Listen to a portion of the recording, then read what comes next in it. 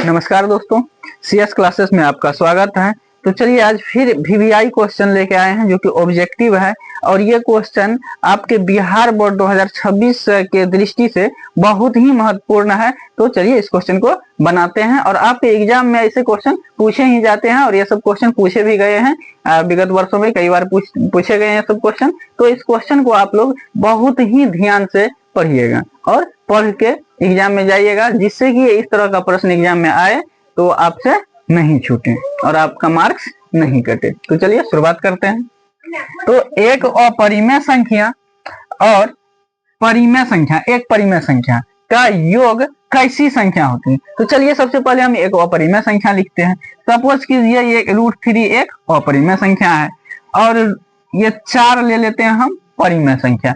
अब कह रहा है इन दोनों का योग, एक अपरिमेय, ये तो अपरिमेय है, ये अपरिमेय है, √3 क्या है? अपरिमेय, और 4 क्या है? परिमेय। कह रहा है कि अपरिमेय संख्या और परिमेय संख्या का योग क्या बनेगा।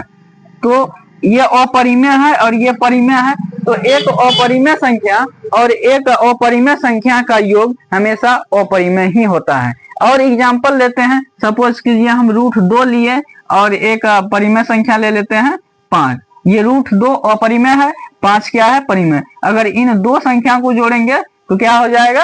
अपरिमेय ही होगा। तो अपरिमेय संख्या और परिमेय संख्या का योग हमेशा क्या होता है? अपरिमेय संख्या। तो ऑप्शन में देखेंगे अपरिमेय कहाँ है, तो ए नंबर में पूर्णांक संख्या है, ये गलत हो गया। बी नंबर में अपरिमेय संख्या है, ये सही है। ये बाद बाकी ये भी प्राकृत गलत हो जाएगा, कोई नहीं, ये भी गलत हो जाएगा। कहने का मतलब आपका आंसर हो जाएगा ऑप्शन बी। तो चलिए अगला क्वेश्चन है कि यदि 156 बराबर 2 पर x पावर गुना 3 पर y पावर गुना 13 पर z पावर हो तो x y z का मान ज्ञात कीजिए। तो सबसे पहले हमको क्या करना है, क्योंकि ये तो अभाज्य गुणनखंड के रूप में लिखा हुआ है और हमको मांग रहा है पावर का योग। तो पावर का योग निकालने के लिए क्या करेंगे, तो सबसे पहले हम 156 का अभाज्य गुणनखंड करेंगे। तो 156 का अभाज्य गुणनखंड हो जाएगा, आपको देखिए 156 का अभाज्य गुणनखंड करेंगे तो 2 से लगाएंगे तो कितना हो जाएगा? 156 का आधा 78, फिर 2 से लगाएंगे 2 क्या हो जाएगा? देखिए इसका आधा करेंगे तो हो जाएगा 2 तिया 6, 2 9 18, 39 हो जाएगा। अब 2 से तो नहीं लगेगा, 3 से लगेगा तो कितना? 13 तिया 39, 13। अब यहाँ पे देखिए 2 पर कई गो 2 आया है? 2 आया है, तो 2 पर 2 पावर। अब 3 पर कितना पावर? ये एक गो है तो ये अकेला एक पावर उसे लिखा नहीं जाता है, लेकिन आपको समझाने के लिए हम पावर लिख रहे हैं। तो यहाँ पे 13 ये गो है तो 13 पर 1 पावर। यहाँ पे क्वेश्चन में क्या कहा है? x y z, मतलब पावर को जोड़ने के लिए। तो चलिए ये इसका पावर 2 है, इसका पावर 1 है, इसका पावर, कहने का मतलब 2 का पावर को x से सूचित किया है तो 2 हो गया, और 3 का पावर को y से सूचित किया है तो 3 का पावर कितना हो गया? 1 हो गया, और 13 का पावर को z से सूचित किया है तो z का पावर 1 है। इस सबको जोड़िए तो आपका आंसर आ जाएगा 2 1 3 1 4। तो कहने का मतलब x plus y plus z कितना हो गया? 4। ऑप्शन नंबर ए में है आंसर। तो अगला प्रश्न है, देखिए दो संख्याओं का मौ 125 और लौ 150 है तो संख्याओं का गुणनफल क्या होगा। तो हमेशा देखिए कि इसका एक फार्मूला होता है कि दो संख्याओं का गुणनफल क्या होता है। दो संख्याओं का गुणनफल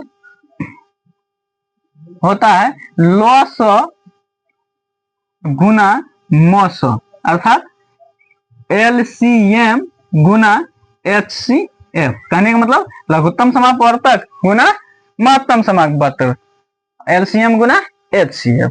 अब यहाँ पे देखिए LCM कितना दिया हुआ है? लौ 150 दिया हुआ और मौ 125। अब ये दोनों को क्या करना है? गुना कर दीजिए। तो 25 गुना करेंगे 50, दोनों को गुना करने पर कितना होता है? 1250। तो आपका ऑप्शन नंबर डी हो जाएगा। 50 को हम 25 से गुना करेंगे तो 1250 होगा। तो कितना हो गया?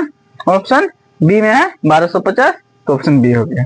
अब यहाँ पे देखिए क्वेश्चन नंबर 4 में क्या है कि यदि भाग एल्गोरिथम a बराबर b क्यू प्लस r में a बराबर 72, q बराबर 8 तथा r बराबर 0 हो तो b का मान। ये बहुत ही आसानी से इसको बनाया जा सकता है। देखिए ये बराबर क्या दिया हुआ है, बी क्यू प्लस आर दिया हुआ है, तो यहाँ पे सबका मान दे दिया है। ए दे दिया है आपको कितना है 72, तो उसके बाद बी तो नहीं दिया हुआ है, बी निकालना है।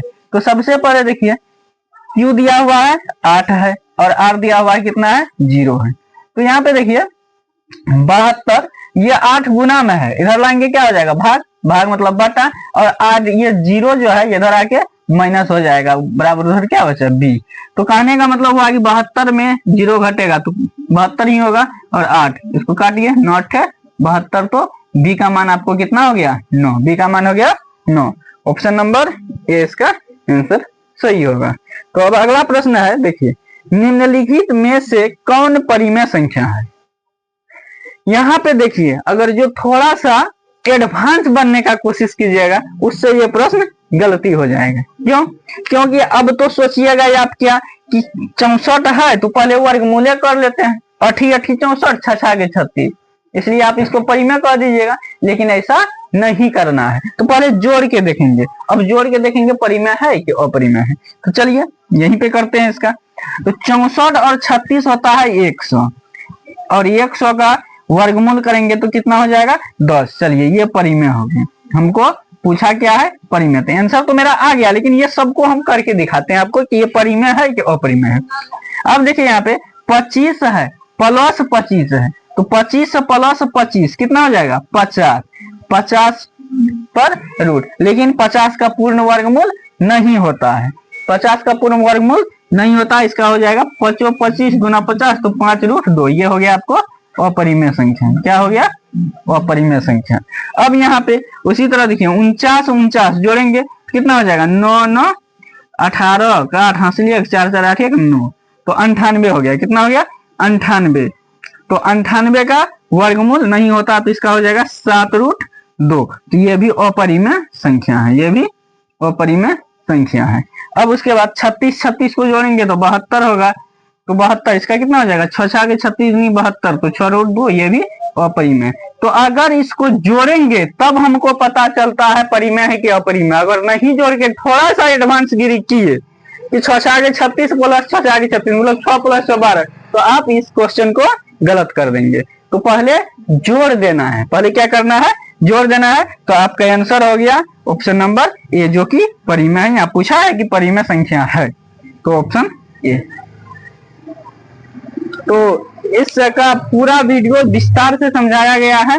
तो मेरा यूट्यूब चैनल CS क्लासेस के नाम से है, CS classes bye Subodh sir के नाम से आपको यूट्यूब चैनल पे मिलेगा। तो जो कि वास्तविक संख्या से जितने भी प्रश्न है उसको विस्तार से यूट्यूब चैनल पे बताया गया है, आप लोग वहां जाके देख सकते हैं।